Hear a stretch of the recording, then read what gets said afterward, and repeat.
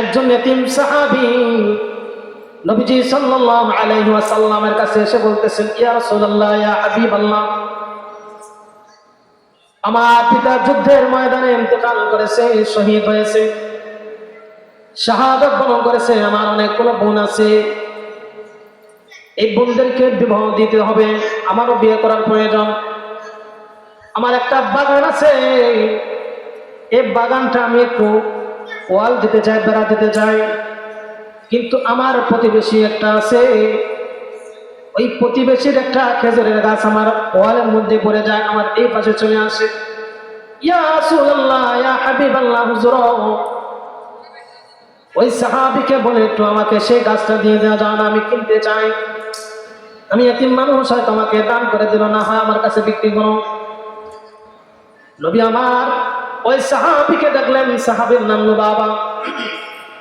ও বাবা, তোমার একটা খেজুরের গাছ অমুক সাহাবীর বাগানের মধ্যে পড়ে যায়, সে তো বেড়া দিতে চায়, ওয়াল দিতে চায়, বাউন্ডারি দিতে চায়, তোমার খেজুরের গাছটা তার বাউন্ডারির মধ্যে পড়তেছে, তার কাছে বিক্রি করে দাও। ওই সাহাবী বলতেছেন, ইয়া রাসূলুল্লাহ, এটা কি আপনার নির্দেশ নাকি পরামর্শ? বলে, নির্দেশ দিব না, তোমাকে পরামর্শ দেই, সে যেহেতু এতিম, তাকে তুমি এটা দিয়ে দাও, না হয় বিক্রি করে দাও। ওই সাহাবী বাবা বলেন, ইয়া রাসূলুল্লাহ, যেহেতু আপনি নির্দেশ দেন নাই, পরামর্শ দিয়েছেন, পরামর্শ মানতেও পারি, নাও পারি, আমার মনে চায় না এটা আমি বিক্রি করে দিই বা দান করে দেই। নবী আমার বলেন, তুমি তার কাছে বিক্রি না করলে আমার কাছে বিক্রি করে দাও, আমি নবী তোমার কাছ থেকে সেই গাছটা কিনতে চাই। বলেন, ইয়া রাসূলুল্লাহ, আপনি কি এটা আমাকে নির্দেশ দিচ্ছেন নাকি পরামর্শ? বলে, এটা পরামর্শ। তাহলে ইয়া রাসূলুল্লাহ, আপনার কাছে বিক্রি করতে রাজি নাই। ওই সাহাবী চলে যায়।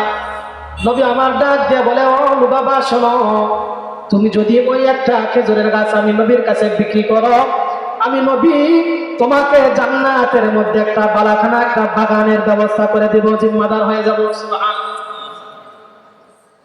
ওই বাবা মুসলমান হইলেও মুনাফিক টাইপের, নবীর কথা তার পছন্দ হয় না। লুবাবা বলে, লা হাজাতা লি, আমার কোনো প্রয়োজন নাই, ওই জান্নাতের বাগানের আমার প্রয়োজন নেই, এটা আমার কাছে যথেষ্ট। কত বড় নেবো খানা। হযরত বিলাল রাদিয়াল্লাহু তাআলা আনহু সময় উপস্থিত ছিলেন। তিনি বলতেছেন, হায় রে, এই গাছটা যদি আমি ক্রয় করতে পারতাম, কিনে নিয়ে যদি এটা আমি নবীজিকে দান করে দিতে পারতাম, তাহলে আমিও জান্নাতের মধ্যে বাগান পেয়ে যেতাম। আর একজন সাহাবী, সেও এই কথা বলতেছে, আবু তালহা। দুইজন মিলে রাস্তা দিয়ে হাঁটে আর পরামর্শ করে। হঠাৎ করে দুইজন দেখতেছেন দূর থেকে একটা সাহাবী, তিনি মনে করেছেন হয়তো ভিনদেশী কোনো যুদ্ধ থেকে আসতেছে, বা অন্য দেশের একজন গোয়েন্দা বাহিনী আসতেছে, এই জন্য দুইজন গাছের আড়াল হয়েছে। যখন ওই সাহাবী কাছাকাছি আসছেন, বিলাল, আবু তালহা রাদিয়াল্লাহু তাআলা আনহুমা দুইজনে বের হয়েছেন, দেখতেছে অন্য কোন সাহাবী নয়, এই সাহাবী হইলেন মদিনার মধ্যে বড়লোক সাহাবী আবু দাহদা রাদিয়াল্লাহু তাআলা আনহু। এই আবু দাহদা রাদিয়াল্লাহু তাআলা আনহুর একটা বাগান আছে, 1000 গাছ বিশিষ্ট বাগান। শুধু বাগান তা নয়, বাগানের মধ্যে বাড়িও আছে। শুধু বাড়ি আছে তা নয়, ওই বাগানের মধ্যে একটা কূপ আছে, কূপের পানি সাধারণ কোনো পানি নয়, মিষ্টি পানি। আবু দাহদা বিলাল রাদিয়াল্লাহু তাআলা আনহুকে বলতেছেন, বিলাল, তোমরা দুইজনে এখানে কি পরামর্শ করতেছিল আমাকে একটু বলো না।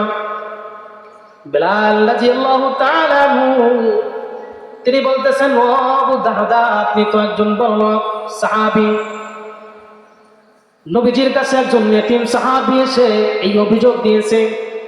নবী আমার বলছেন, তুমি আমার কাছে গাছটা বিক্রি করে দাও, তাহলে জান্নাতের মধ্যে বাগান পেয়ে যাবে। বিলাল বলেন, ও আবু দাহদা ভাই, আমরা তো গরিব মানুষ, আমরা সে বাগানটাও তো ক্রয় করে আমি নবীজির কাছে বিক্রি করতে পারতেছি না, দান করতে পারতেছি না। আবু দারদা বলেন, বেলাল বেলাল রাদিয়াল্লাহু তাআলা আনহুর কথা শুনে তার দিলের মধ্যে লেগেছে। কেন? বেলাল তো এমন বেলাল, যে বেলাল দেখতে একদম কুৎসিত, হাফসি গলা, 4 ফুট মোটা, চেহারা কোনো কাল, কিন্তু এই বেলালের আজান ছাড়াই আসমানের সূর্য উদিত হয় না। এমন মকবুল বেলাল। বেলালকে কাফের মুশরিকরা আঘাত করার কারণে জিহ্বার মধ্যে প্রাগ পর্যন্ত দিয়েছে, যার কারণে আশহাদু আল্লা ইলাহা ইল্লাল্লাহ সঠিকভাবে বলতে পারে না।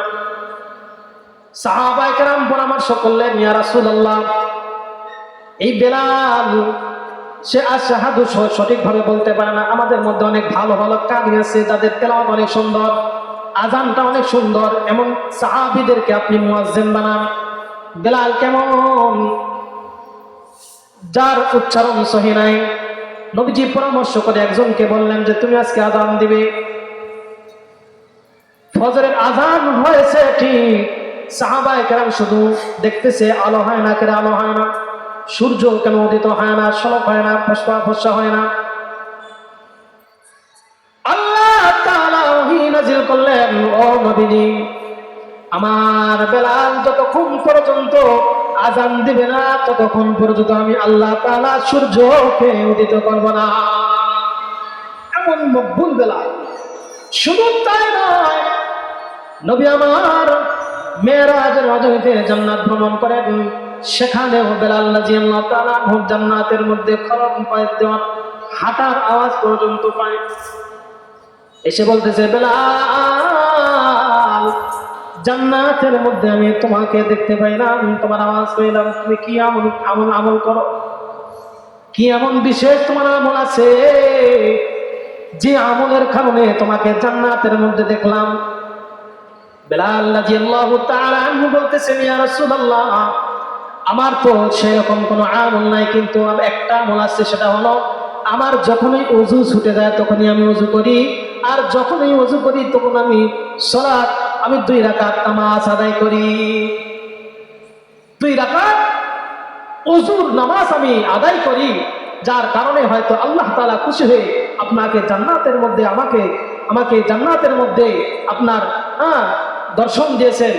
সুবহানাল্লাহি ওয়া বিহামদিহি। এই বেলাল রাদিয়াল্লাহু তাআলা আনহু এমন একজন মকবুল বেলাল, যখন তিনি এই কথাটা বলেছেন, আবু দাহদা রাদিয়াল্লাহু তাআলা আনহুর কলিজায় লেগেছে যে হায় রে, আমার এত বড় বাগান আছে, এই বাগান দিয়ে আমার কি হবে, এত ধন সম্পদ দিয়ে আমার কি হবে, অট্টালিকা দিয়ে কি হবে, এত সুন্দর কূপ দিয়ে আমার কি হবে, যদি আমি এই কূপের বিনিময়ে, আমার এই বড় বাগানের বিনিময়ে আমি যদি এই একজন সাহাবীর গাছটা কিনে এতিম সাহাবীকে দান করতে পারি, আল্লাহ তাআলা আমাকে জান্নাতের মধ্যে বালাখানা দান করবেন। সুবহানাল্লাহ। এই চিন্তা ভাবনা করে আবু দাহদা দীর্ঘদিন পর সফর থেকে আসার পরে এখন পর্যন্ত বাড়িতে যায় নাই। রাতের বেলা চলে গেছে, আবু লুবাবার ঘরের মধ্যে চলে গেছেন, নক দিয়েছেন, টোকা দিয়েছেন, আসসালামু আলাইকুম ইয়া হালাল বাইত। ওয়ালাইকুম আসসালাম, কে গো এত রাতে, কি বলো? বলে, ভাই বাবা, আমি হইলাম আবু দাহদা। বলে, কোন আবু দাহদা তুমি? বলে, মদিনার মধ্যে সবচেয়ে একটা বড় বাগান আছে, আপনি জানেননি? বলে, হ্যাঁ হ্যাঁ, 1000 গাছ বিশিষ্ট বাগান। তোমার বাগানের কথা তো আমি শুনেছি, তোমার বাগানের মধ্যে বাড়িও আছে, মিষ্টি পানির একটা কূপও আছে। বলে, হ্যাঁ, সেই বাগানের মালিক আমি। গরিবের বাড়ি, হাতির পাড়া। আবু দাহদা আবু লুবাবাকে বলতেছেন, ও আবু লুবাবা, তোমার কাছে আমি এমনি এমনি আসি না, একটা প্রস্তাব নিয়ে আসছি। বলে, কি প্রস্তাব? তোমার কাছ থেকে যে একটা খেজুরের গাছ আমার নবী ক্রয় করতে চাইছে, কিনে নিতে চাইছে, তুমি দাও নাই। তুমি তো আমার বাগান সম্পর্কে জানো? বলে, হ্যাঁ জানি তো। বলে, ভালোই হয়েছে তুমি জানছো। ওই যে বাগান আছে, 1000 গাছ বিশিষ্ট বাগান, বাড়িওয়ালা বাড়ি সহ এবং কূপওয়ালা কূপ সহ, এই বাগানটা আমি তোমার কাছে একটা খেজুরের বিনিময়ে বিক্রি করতে, একটা খেজুরের গাছের বিনিময়ে বিক্রি করতে চাই। বলে বলেন কি? বলে হ্যাঁ হ্যাঁ, আমি 1000 খেজুরের বাগান, গাছ বিশিষ্ট একটা বাগান আমি তোমার কাছে একটা খেজুরের গাছের বিনিময়ে বিক্রি করতে চাই। এত বড় দামি অফার বলে কে না কিনতে চায় বলেন? আবু লুবাবা বললেন ঠিক আছে, আমি তোমার বাগানটা ক্রয় করতে পারি, কিন্তু তোমার আমার এখানে লেখালেখি হবে সাক্ষীকে। আবু দারদা বলেন অন্য কোন ব্যক্তি সাক্ষী নয়, আজকে রাতে তোমার সাথে যে আমি ক্রয় করলাম, বিনিময় করলাম, এর সাক্ষী স্বয়ং আমার আল্লাহ। কে সাক্ষী? বলে আল্লাহ সাক্ষী। বলে আল্লাহ সাক্ষী হলে আর কোনো টেনশন নাই, যাও সকালবেলা আমি তোমাকে দিয়ে দিব, তুমি আমাকে বাগানটা দিয়ে দিও। আবু দারদা রাদিয়াল্লাহু তাআলা আনহু সকালবেলা মসজিদের মধ্যে চলে যায়। এদিকে বেলাল রাদিয়াল্লাহু তাআলা আনহু আযান দিয়েছেন। হযরত বেলাল আসসালাতু খায়রুম মিনান নাওম, আসসালাতু খায়রুম মিনান নাওম, ঘুম হইতে নামাজ উত্তম। আসো নামাজের দিকে, আসো নামাজের দিকে, আসো কল্যাণের দিকে, আসো কল্যাণের দিকে। এ মুসলমান, এটা যদি আমরা মুয়াজ্জিনের জবান থেকে শুনতেছি, কিন্তু ডাকটা দেয় কে বলেন? আল্লাহ। আসো বান্দা বান্দি, নামাজের দিকে আসো, কল্যাণের দিকে আসো। তোমরা দুনিয়ার মধ্যে যতই ঘোরাফেরা করো, যতই কাজ করো, তোমরা নামাজ বাদ দিয়ে গার্মেন্টস করো, তোমরা নামাজ বাদ দিয়ে কৃষি কাজ করো, তোমরা যখন হাল চাষ শুরু করে দাও, জোহরের আজান হয়ে যায়, পর মুয়াজ্জিন নামাজ দিকে ডাকে, নামাজের দিকে ডাকে, কল্যাণের দিকে ডাকে, কিন্তু তোমরা তো আসো না জুম্মার দিন ছাড়া। আমরা তো সাপ্তাহিক মুসল্লি, শুধু জুমার দিনে পড়ি। কেউ আছে বাৎসরিক মুসল্লি, শুধু ঈদের দিনে নামাজ আদায় করি। কেউ আছে জীবনে নামাজ পড়ে না, কিন্তু তার নামাজ কিন্তু একদিন পড়তেই হবে।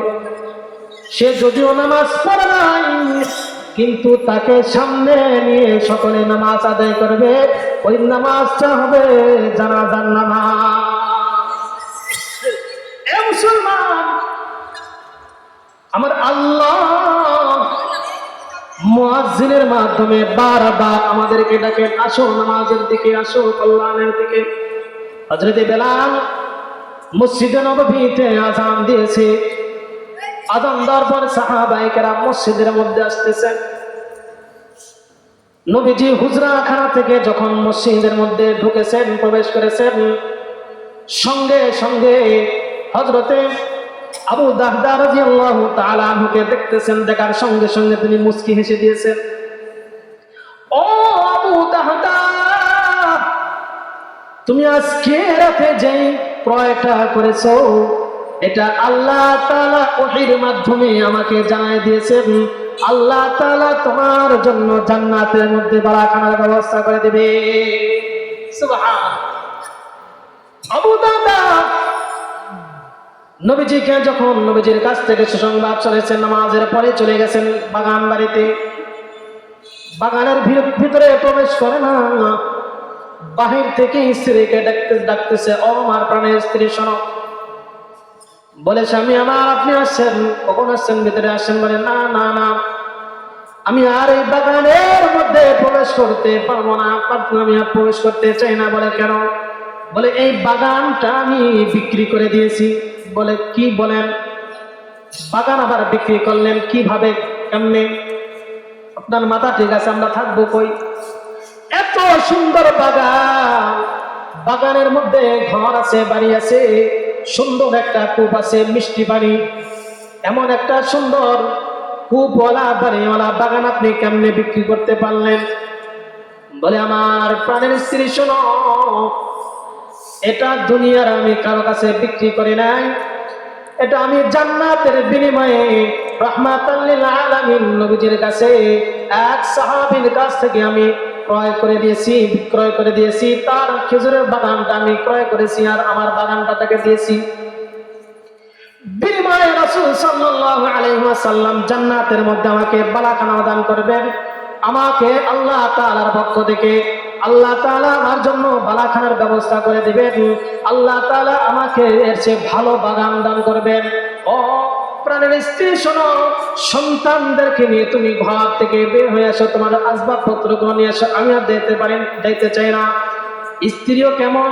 বলতেছে আপনি যেহেতু আল্লাহ তাআলার ওই চির জান্নাত, আপনার এই সামান্য একটা বাগানের বিনিময়ে জান্নাতের মধ্যে বালাখানা হবে, জান্নাতের মধ্যে এর চেয়ে ভালো গাছ হবে, বাগান হবে। এ মুসলমান, জান্নাতের একটি গাছ এত লম্বা, এত বড় হবে, এত বিশাল আকৃতির হবে, যদি 100 বছর একটা দ্রুতগামী ঘোড়া 100 বছর পর্যন্ত দৌড়ায়, তবু ওই গাছের ছায়া শেষ হবে না। সুবহানাল্লাহ। জান্নাতের একটা গাছ এত বিশাল আকৃতির হবে,